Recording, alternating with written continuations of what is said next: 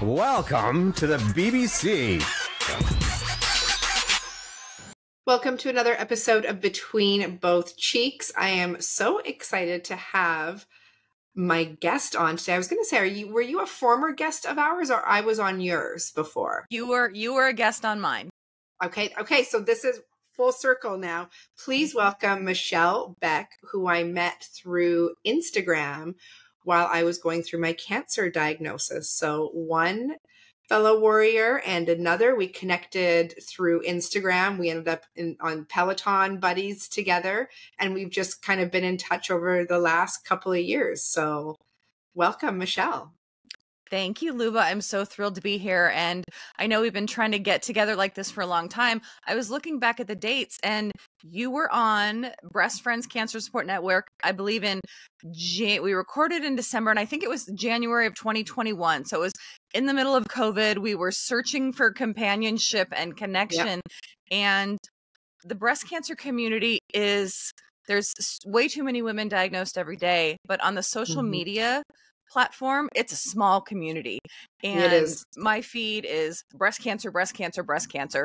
And I saw you and your story, and I was just intrigued, and so we connected and just became, fast internet friends, as many people do in this time.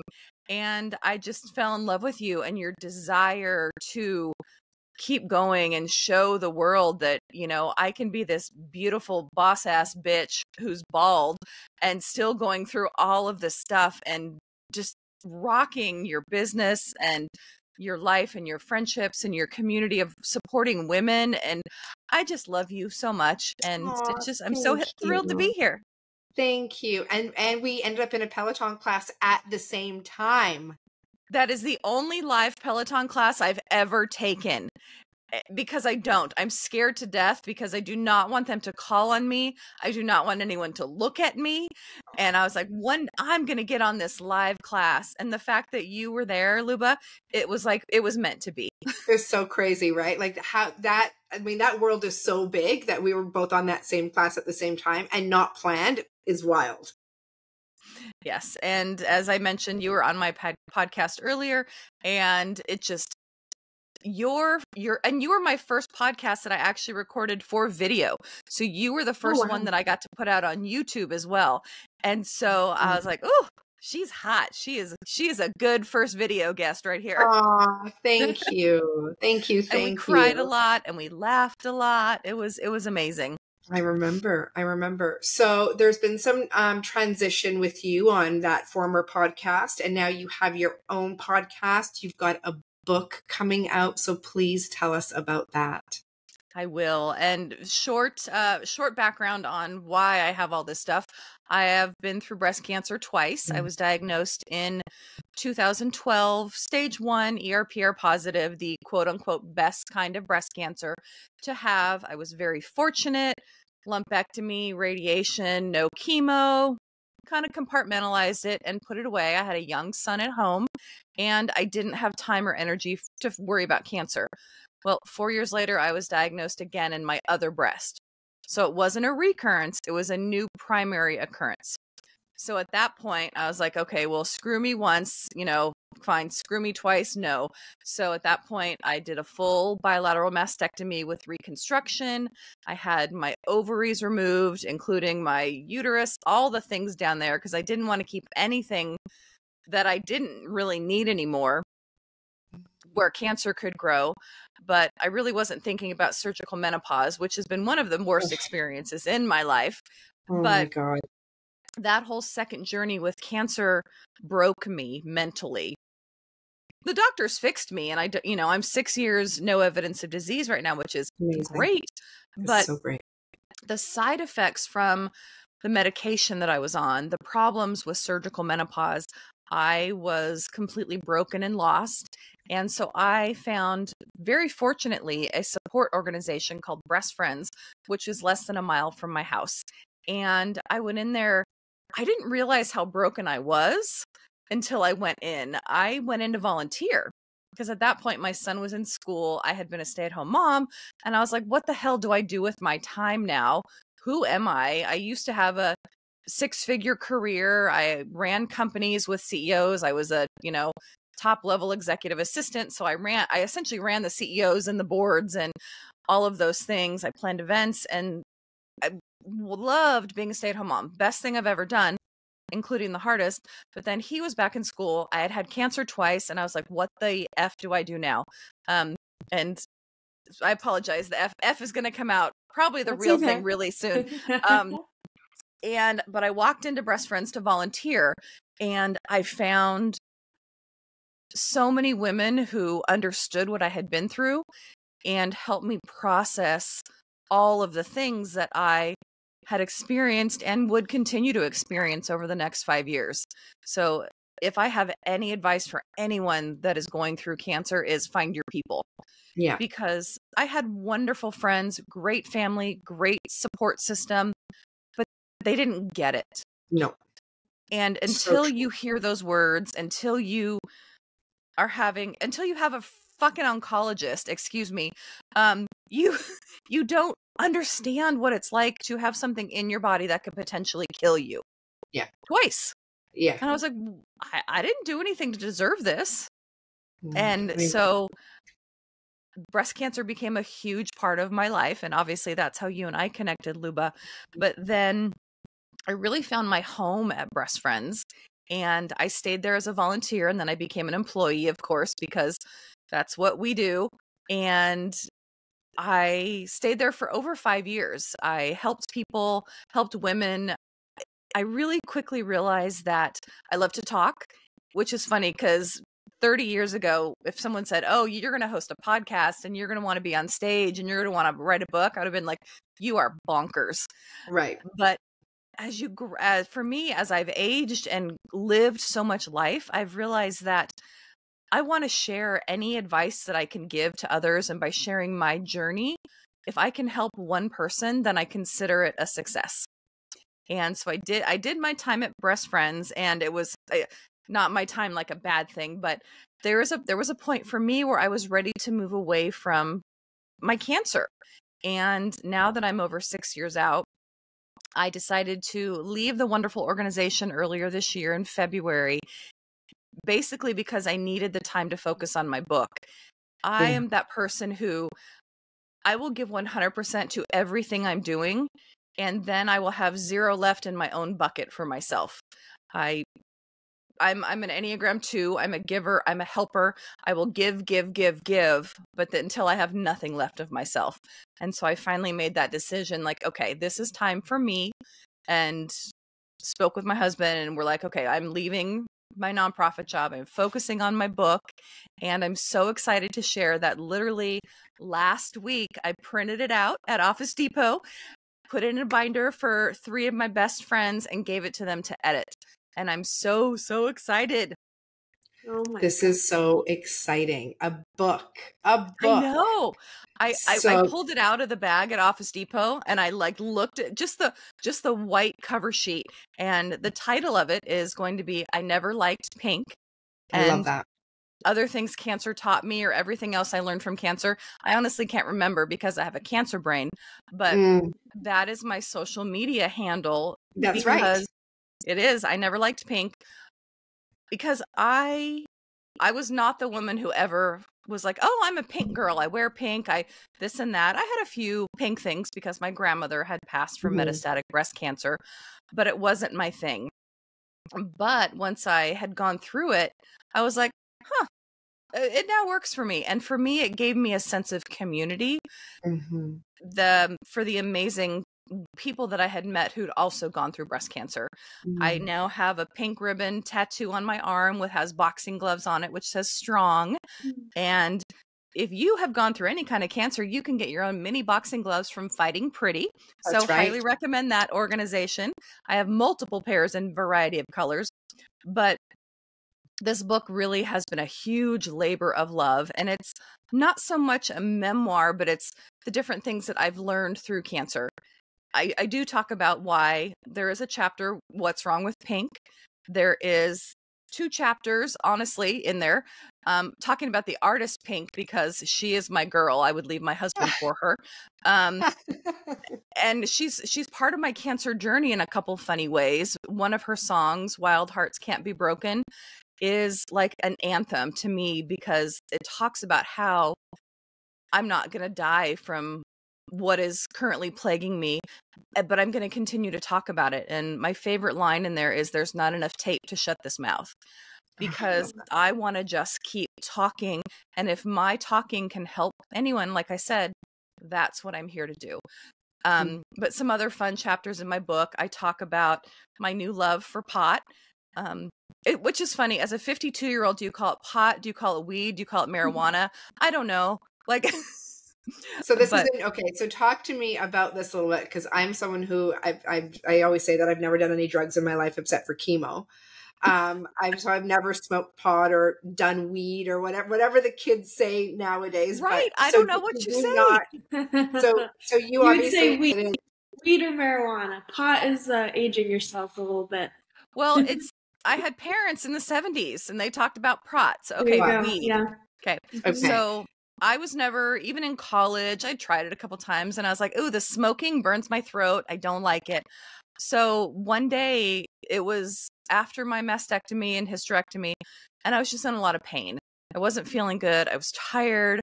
My husband it was like a Sunday afternoon. He gets up and I go, "Where are you going?" He's like, "I'm going to the dispensary." I'm like, "You go on with your bad self." My husband, former military, never done a drug in his life other than alcohol, and brings me home literally a plethora of things to try. So I have a vape pen with oil in it. I have gummies and chocolates and tinctures and oils and rubs.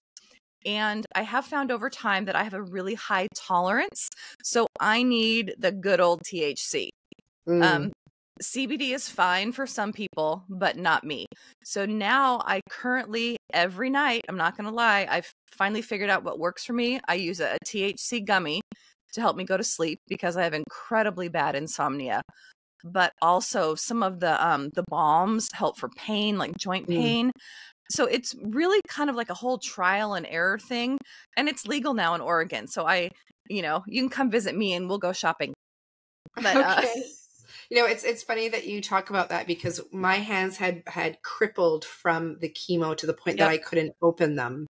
And one of the things that was kind of my escape from the cancer world was work. And I couldn't type on a keyboard. Yeah, but when you can't type, you can't work. Right. And you can't just dictate things into your phone all the time.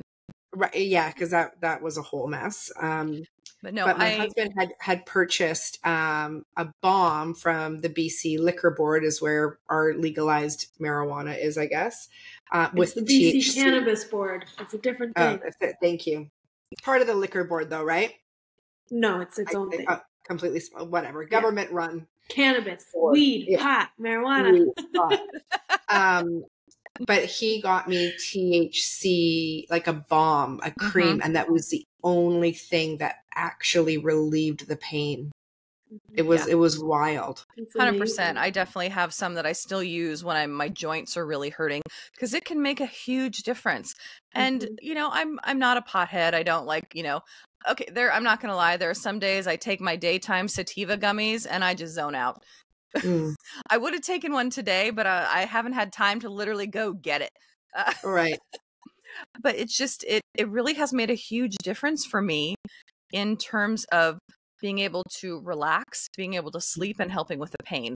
So I cannot recommend it enough. But in one of my chapters, I do talk about how my husband and I were moving some furniture around. He found a packet of like sea salt chocolate edibles, and he's like, "Hey, do you want some?" And I was like, "Sure, why not?" It was supposed to be adult time later on that night, so I'm like, I need something to relax, and I grabbed it out of the box and I ate it, and he comes back and he's like, "Honey, that was 4 servings," and I had literally just swallowed it.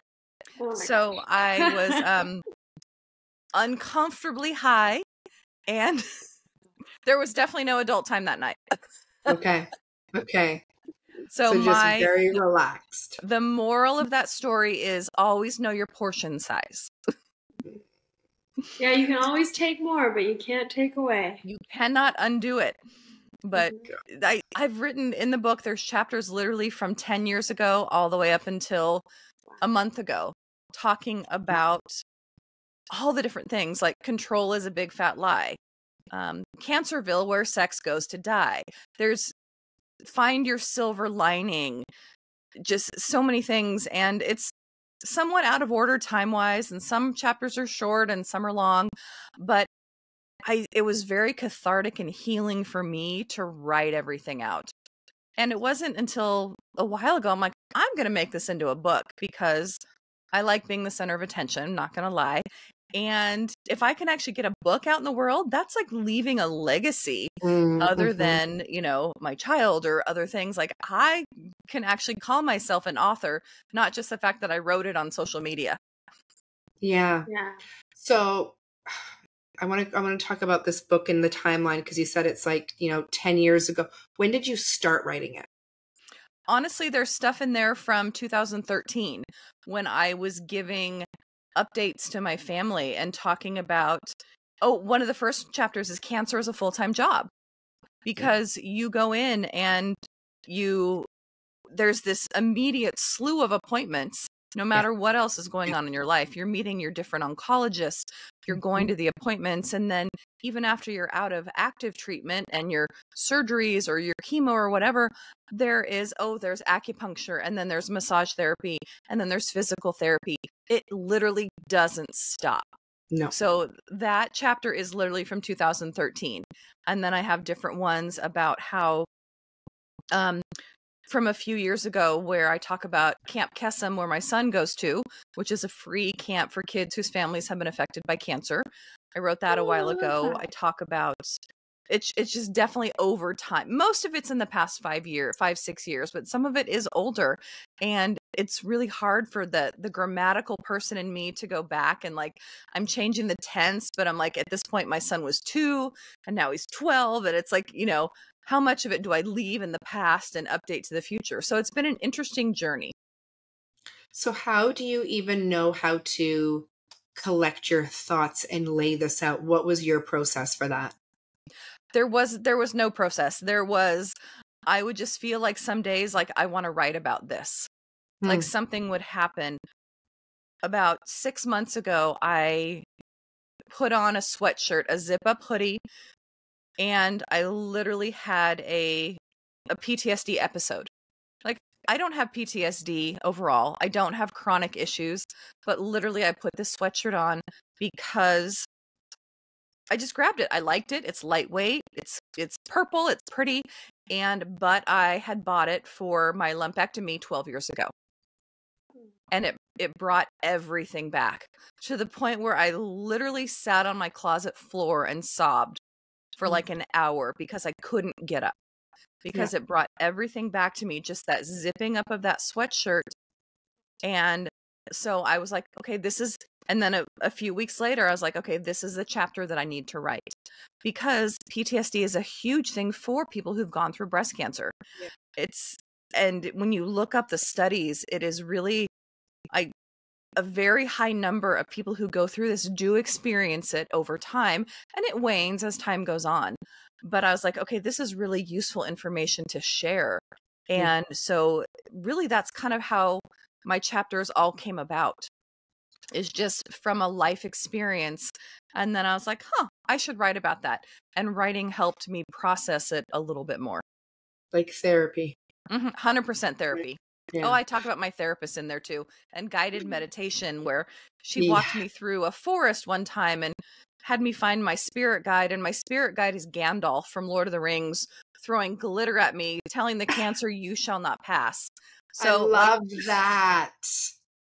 Oh, that's fantastic. So it was really, and then I kind of put it in the beginning, the never ending middle, and the end that doesn't really end. That's kind of how I grouped it. Yeah, that's a beautiful way of putting it.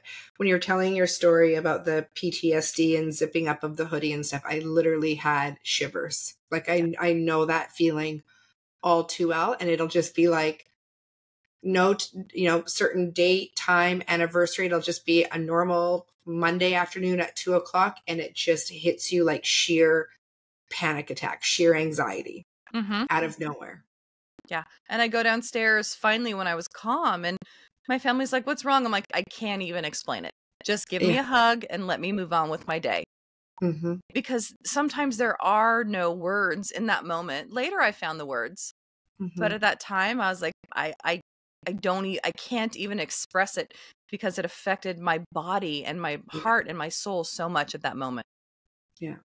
And I loved how you talked about, finding your community if you are diagnosed. That I believe in that so much. Two people that I'm very close with today, and I was also close with them pre-cancer, both cancer survivors, both said to me, cancer is the best thing that's ever happened to me. Mm-hmm. And I remember I was like newly diagnosed, and I remember thinking like, you are out of your fucking mind. Yep. Like, I have not met anyone more crazy than you. And it was, the first one said it to me, and then the second one said it to me like a week later, and they don't know each other. They're very different in age and everything. And I was like, what the fuck? But now that's something that I say. And I say to people right away, like, you're going to think that this is absolutely crazy. That's not going to make any sense. But it truly was the biggest gift I was given. 100% agree. And for me, it took it to happen twice, because the first Yeah. time, like I said, I kind of put it away because I had other things to do, but it broke me so badly the second time that I essentially hit rock bottom, and I had Yeah. to find a way to build myself back up again. But I found it through that community. And there is a chapter in the book called Find Your Silver Lining. And it literally is a love story to the best friends of my entire life. Like, it's literally 5 or 6 pages of me describing the friendships I've had since I was born. And then the last half of the chapter is about my friend Yvonne, who I met at Breast Friends. She's 10 years older than me. She doesn't have kids. She likes to garden. I hate dirt. But we would have never met in any reason other than cancer. And she just tried to call me right now. She is my person. We will be there for each other until we're gone. And so many other amazing people I have met on this journey that I'm so inspired by every day. 100% cancer the second time around was the good thing for me, because it forced me to say, what do I really want in my life? Who are the people that I want to surround myself with? What do I want to put out in the world? I think the quote, and I can't think who said it because of my brain. What do you want to do with your one precious life? And for me, it was raise a good human, as I'm trying to do with my son. He's 12. Not easy when you have a 12-year-old. Be a good person. And that's what led me to put the book out there, because I want to help people, but I also want to continue to talk. And so I started hosting my own podcast where I talk about good people who are literally just putting good out into the world. I talk to a lot of nonprofits, but I also talk about the importance of volunteering and mentorship. It is called We Rise by Lifting Each Other. I'm new. I think I just have 14 episodes out, but I did win an award from the Positive Podcast, Speak Up Talk Radio, I think it is, in the inspirational, motivational categories and cause awareness. So that was exciting. Wow. That's so great. Congratulations. Thank you. And I've had conversations with an organization named Brave Hearts, and they do equine therapy for free for veterans, but also for kids. I had on the CEO of Camp Kesem, who does the kids for the families who've been affected by cancer. I've had on the local Autism Society, talking about the resources that they give out. I've had on Basic Rights Oregon, who fights for the rights of trans individuals here in Oregon. I want to, and that's really the mission, I guess, for the rest of my professional life, is to put out more good in the world, because there's so much bad out there. All we hear on the news and on, on Facebook, and I mean, I prefer Instagram because it's at least happier. But just, I want to see good things, and I want to highlight people who are doing those good things. I love that so much. And if I didn't have go through that second cancer journey, none of this would have happened. Because while I was at Breast Friends, I found my people. I realized that I love to talk. I love being on stage. If someone wants to pay me to be on stage to talk about anything, I'm 100% your girl. You don't even have to pay me. Just fly me somewhere and I'll go. but I want to share good in the world. When you have something like cancer that affects you, and I've lost people to cancer. I know so many women who unfortunately have lost their journeys. I don't want to waste one moment of my precious life. I want to Mhm. just bring more good to the world in whatever way possible. When can we expect this book to be out? This book, come hell or high water, is coming out before October of 2023. So literally in 2 months, it is going to be Wow. out. I'm self-publishing on Amazon, so you can get on your Kindles or just order a little Great. paperback. But it's kind of just a love letter to myself. Like, these are the things that I learned, and I just wanted to put it out there in the world. I'm so excited for it. I am too. I'm so excited for you, for the book, for people to read your journey and take from that. When I was diagnosed and I didn't tell anyone, I went on this mad hunt on Amazon and every kind of bookstore of where I could get anything about just like help of people that have been through this. I didn't want to read like medical books. I wanted to read like Right. a support book. And Jen Rosenbaum, I don't know if you've Yes. Yeah. read her book, but hers was coming out right at the same time that I was Nice. diagnosed. And that book got me through so much, because as much as I had a great support system at home, my husband didn't understand it. He was there. He held my hand every step of the way, but like I couldn't express my feelings on how I was feeling like Jen could get my feelings on paper. Like it all just made sense. And for the first time, I didn't feel alone. Yes. And that So is your it. book is going to do that same thing. It's going to help people so much. Yeah. And I talk about the good, the bad, and the ugly in there. One of the hardest chapters to write was about what happened to my body, like in terms of my going through surgical menopause. I gained 50 pounds. The medication ate away at my joints. My vagina became the Sahara Desert because that's what surgical menopause does to you. Mm-hmm. And that's, when you're going through treatment, sex is the last thing on your mind. But eventually you're like, I want to get my groove back on. And your body says, no. Yeah. But people don't talk about it. Not at all. I consider myself an oversharer. Like, I will, talk about all of the things and how I made it through. And it was by talking to other people and learning. And not just in terms of that, but like the different things happening to my body, and talking about the different ways of Eastern medicine that helped me through. It was just finding those things. And, I just want to put it out there to help others. I went through menopause early from chemo-induced menopause. Yep. Mm-hmm. And it's the last thing that like your doctors or your oncologist even talks to you about. So then you go through like another phase of like, first I went through the phase of like, what's wrong with me? How am I defective? And why did I get cancer? Because something's obviously wrong with me. So you have to go through that whole blame thing. And then, like you said, when you start to come out on the other end and you want to start getting back into your regular life, then you're like, okay, like what's happening to my body? Like, why is sex painful? Or why is it, like all of the things no one told me. I had to like go to the oncologist and be like, or my GP and say like, this is what's going on. Like, why is this happening? I'm 40. I'm 40. Oh, well, it's chemo-induced menopause. Whoa. Like why wasn't any of this ever addressed in the first place? Like at all. Like it wasn't until like a year and a half, 2 years after that they were like, oh, well, there's a sexual wellness clinic that you can go to. And like, why isn't that addressed from the beginning? Mm-hmm. Because they're only worried about getting the cancer out of your body. Yeah. And that's their job. And I understand it, but there needs to be better survivorship coaching or guidelines or something. Mm-hmm. And that's what the support group did for me. And that's what your book is going to do for others. I sure hope so. Yeah. Yeah, absolutely. Absolutely. So good. Okay, Michelle, where can everybody go and find you?